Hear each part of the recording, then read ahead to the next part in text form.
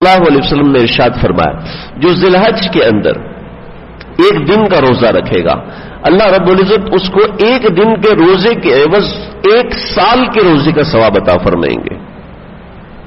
ایک روزہ is equal to ایک سال. پورا سال ایک روزہ رکھو گے 365 روزے کا ثواب ہے. یہ کم از کم ہے. اس سے اوپر اللہ جتنا بڑھائے اللہ کی مرضی ہے. ایک روزہ اور ایک سال یہ کتنی بڑی سعادت ہے. کوشش کرنی چاہیے کہ اس سعادت سے ہم محروم نہ ہوں. اللہ رب العزت نے روزے داروں کے لیے جنت میں دروازہ ہی الگ بنایا ہے. جیسے وی آئی پی والوں کے لیے لانچ بھی الگ ہوتا ہے, انٹرنس بھی الگ ہوتا ہے, جہاز میں جانے کا راستہ بھی الگ ہوتا ہے, جہاز میں بیٹھنے کی سیٹس بھی الگ ہوتی ہیں.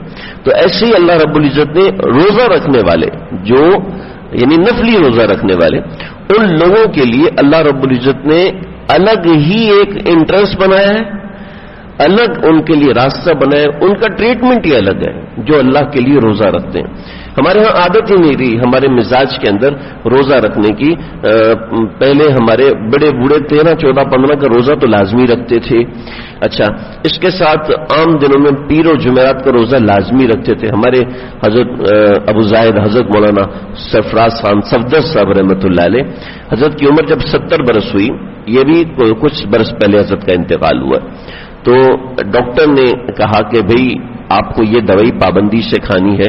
اگر ایک وقت بھی دوائی کا ناغہ ہوا تو آپ کا جو شوگر لیول ہے وہ ایسے ایسے بہت نیچے آ جائے گی, تو آپ کو یہ کھانی پڑے گی. تو حضرت رونا شروع ہو گئے. کبھی حضرت آپ یہ کیسی بات, آپ رو رہے ہیں, دوائی کھانے کا کہا. فرمایا کہ تم مجھے رمضان کا روزہ چھوڑنے کو کہہ رہے ہو. میں نے زندگی میں آج تک ایام 20 کے روزے بھی نہیں چھوڑے, جمعرات اور پیر کا روزہ بھی نہیں چھوڑا. میں رمضان کا روزہ کیسے چھوڑ سکتا ہوں؟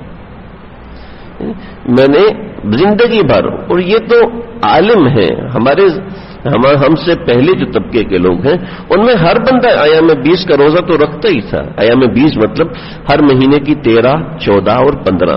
آپ صلی اللہ علیہ وسلم نے فرمایا ہے کہ جس شخص کو غصہ زیادہ آتا ہے ان دنوں کا روزہ رکھے. ارشاد کا مفہوم ہے ایام 20 کا یعنی 13, 14, 15 کا روزہ رکھے, اللہ اس کے غصے کو نارمل کریں گے. دیکھیں آج سائنس نے ترقی کی ہے. سائنس بتاتی ہے کہ یہ جو 13, 14, 15 یہ جو راتیں ہوتی ہیں مد و جزر کی راتیں ہوتی ہیں. ان راتوں میں سمندر چڑھا ہوا ہوتا ہے.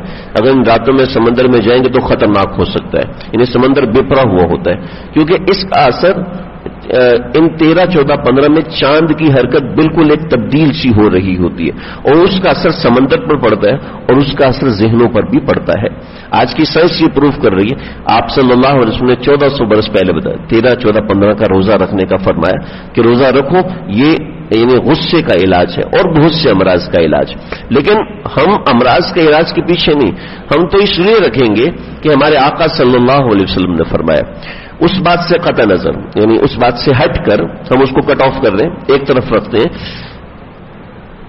1 سے لے کے 9 تاریخ یعنی آج 28 ذی الحج ہے, تو کل 29 اور پھر 30 اور پھر 1 یعنی پہلا ذی الحج سے 9 ذی الحج تک یہ 9 روزے ہیں. آپ نے ایک روزے کے لیے فرمایا کہ ایک روزہ 1 سال کے روزے کے برابر, اور 9 ذی الحج کا جو روزہ ہے یعنی حج کے دن کا جو روزہ ہے, یہ حج کے دن یعنی 9 ذی الحج کا جو روزہ ہے, یہ 9 ذی الحج کا روزہ آپ صلی اللہ علیہ وسلم نے فرمایا کہ 2 سال کے گناہوں کا کفارہ ہے. 2 سال کے, ایک یہ جو سال گزر گیا اور ایک اگلے سال, یہی جو سال آگے آ رہا ہے. چنانچہ ہمارے اکابرین کا ایک تجربہ ہے, یہ حدیث اور قرآن کی بات نہیں, تجربے کی بات بتا رہا ہوں, کہ جو 9 ذی الحج کا روزہ رکھ لیتا ہے نا, تو ایک تجربہ ہے کہ 9 ذی الحج کا روزہ رکھنے کے بعد اگلے پورے سال کے اندر اس کے اوپر کوئی بڑی آفت نہیں آتی. یعنی یہ بھی تجربہ ہے کہ اللہ تعالیٰ اس کو موت سے محفوظ رکھتے ہیں.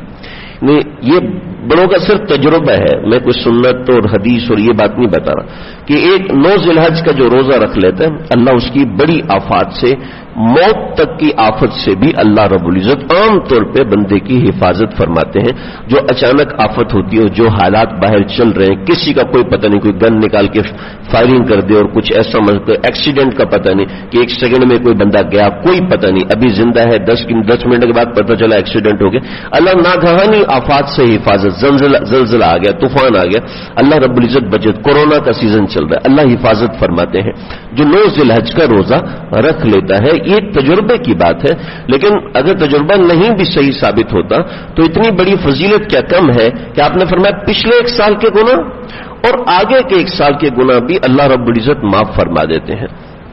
تو ان ایام میں صرف روزہ رکھنے کی اتنی فضیلت ہے، اور روزہ رکھنے کی فضیلت کیوں ہے جی؟ کیا وجہ ہے؟ ضرور ان ایام میں کوئی خاص چیز ہے، ان دنوں میں کوئی خاص چیز اللہ تعالی نے رکھی ہے کہ جس کی وجہ سے اللہ رب العزت نے ایسا معاملہ فرمایا۔